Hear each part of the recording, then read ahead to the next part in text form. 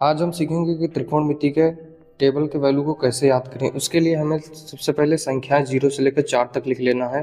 0, 1, 2, 3 और 4। फिर इन सभी को 4 से भाग कर देना है। एक एक को हम 4 से भाग कर देंगे।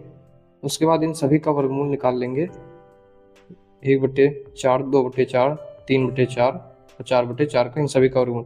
और इसका वर्गमूल की वैल्यू आएगी 0। इसके वर्गमूल का मान आएगा 1/2। इसके वर्गमूल का मान होएगा 1/√2। इसके वर्गमूल का मान आएगा √3/2 और इसके वर्गमूल का मान आएगा 1।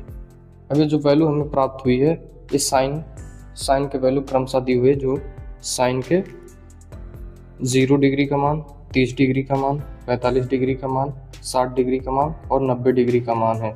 साइन के 0 डिग्री का मान 0 होता है, साइन के 30 डिग्री का मान 1/2 होता है, साइन के 45 डिग्री का मान 1/√2 होता है, साइन के 60 का मान √3/2 होता है और साइन 90 डिग्री का मान जो होता है वो 1 होता है। अब हमें जो साइन की वैल्यू मिल गई है उसे हम टेबल में पहले लिख लेते हैं। तो साइन 0 का मान जो है 0 आया है। साइन 30 डिग्री का जो वैल्यू मिला है वो हमें 1/2 मिला है। साइन 45 का जो मान मिला है वो 1/√2 मिला है और साइन 60 का मान जो मिला वो हमें √3/2 मिला है और साइन 90 का मान जो हमें मिला है वो 1 मिला है। अब साइन की वैल्यू के लिए हम इस तरह गए थे और कॉस की वैल्यू के लिए हम इस तरह आएंगे।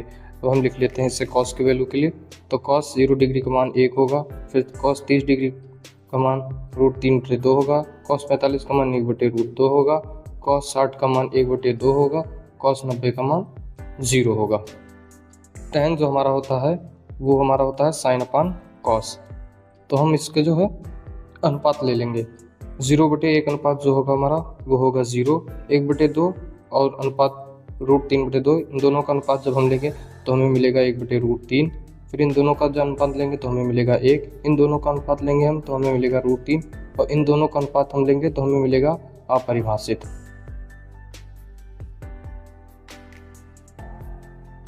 अब कॉट जो होता है वो tan का व्युत्क्रम होता है, तो इसका व्युत्क्रम हम लिखेंगे तो ये हमें मिल जाएगा अपरिभाषित।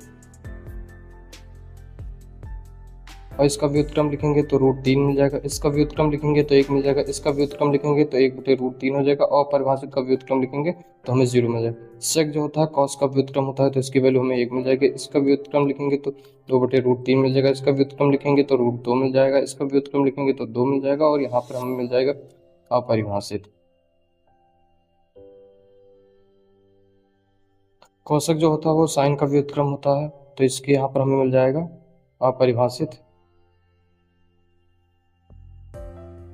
यहाँ पर हमें इसका व्युत्क्रम मिल जाएगा 2, इसका व्युत्क्रम मिल जाएगा हमें √2, इसका व्युत्क्रम मिल जाएगा 2/√3 और इसका व्युत्क्रम मिल जाएगा 1। इस तरह हमारा ये टेबल पूर्ण होता है।